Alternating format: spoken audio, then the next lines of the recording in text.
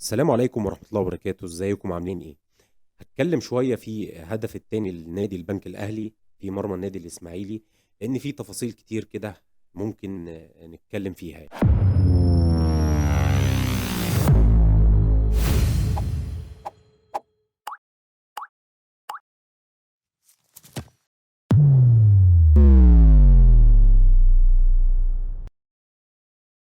الباك ليفت بتاع النادي البنك الأهلي عمل 1 2 ملاعب منتصف الملعب، وقدر يستلم التمريرة بعد ما مروان حمدي حاول يعمل تاكلينج أو يعترض التمريرة، ولكن ما قدرش إن هو يعترضها. طبعا هنا مفيش مشكلة، لان يعني مروان حمدي في نص الملعب، يعني في اكتر من لاعب وراه، فهنقول ان هو لو باع نفسه فما فيش مشكله في التاكلينج ده، او هنقول في محاوله الاعتراض. هنا لحظه خروج التمريره من لاعب نص الملعب للباك ليفت، هنا محمد نصر قرر ان هو يندفع اثناء خروج التمريره قبل ما يستلمها الظهير الايسر للبنك الاهلي. وهنا القرار ده كويس جدا، لان هو بيحاول يقلل المسافه ما بين اللاعب وما بينه، ففي الحالة ديت بيقلل الحلول وبيقفل عليه، وده قرار كويس. ولكن هنا اللي مش كويس اللي حصل بعد كده في اللحظة ديت، لما بدأ يعمل كنترول على الكرة اللي هو الظهير الأيسر للبنك الأهلي، كان لازم محمد نصر يبتدي يقف على رجله ويعمل ديلي أو تأخير للاعب، عشان خاطر اللاعب يمتاز، ومعروف ان هو سرعات عالية وان هو لعيب ذكي وبيقدر يستغل المساحات ديت. ففي الحالة ديت كان لازم محمد نصر يبتدي يقف على رجله طالما بدأ ان هو يعمل كنترول على الكرة او يسيطر على الكرة. يبقى هنا القرار الخطأ ان هو كمل الاندفاع. ليه بقى المفروض ان هو ما يندفعش ويبيع نفسه زي ما احنا بنقول كده؟ لان المسافة بينه وبين محمد دسوقي مفيش حد يقدر يغطيها، لان مروان حمدي عمل تاكلينج او زحلقة في نص الملعب وما قدرش ان هو يوصل ويغطي المسافة ديت. تاني حاجة، تقريبا كان في الوقت ده بدأ نلعب بثلاثة في خط الظهر.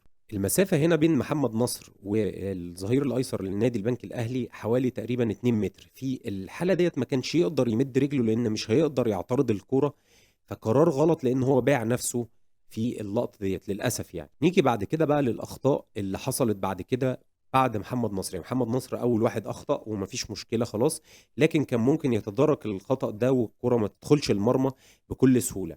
بس هنبص على قرارات بعض اللاعبين، هنلاقي في الموقف ده مروان حمدي وعبد الرحمن الدح كانوا بيبصوا على الكرة زيهم زي اي حد متفرج او مشاهد. قدرش حتى يعمل سكان ويشوف محيط الكرة او الحلول المتاحة للظهير الايسر ده اللي ممكن يعملها، زي ان هو يعمل تمريرة عرضية او كرة لتحت زي الباك باص او ايا كان. للاسف اللعيبة ديت ما خدتش القرار ده ان هي تبص وتعمل مسح ل يعني محيط الكرة، بل بالعكس كانوا ثابتين ومركزين قوي مع الكرة.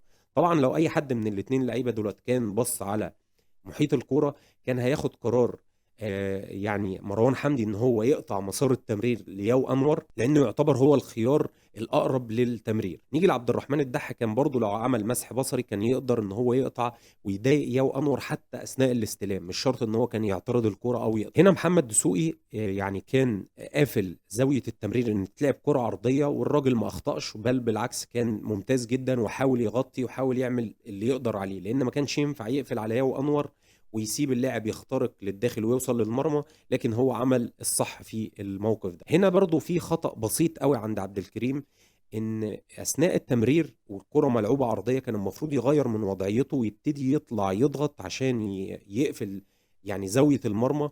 ولكن هو غير فعلا وضعية جسده وبدأ يضغط، ولكن كانت متأخر شوية وقفل إلى حد ما زاوية التمرير، ولكن هي يعني نصيب ياو أنور إن هي تدخل المرمى. طبعا هنا الخطأ مش من محمد نصر بس، ولكن انا مش بدافع عنه طبعا لانه اخطأ جامد وخطأ كبير جدا ما يحصلش من لعيب ناشئ. ولكن يعني في اكتر من لاعب اخطأ في الكرة ديت في محيط الكرة، مش لازم يكون هو اللي مشارك الاول، ولكن هو سبب في الخطأ ده.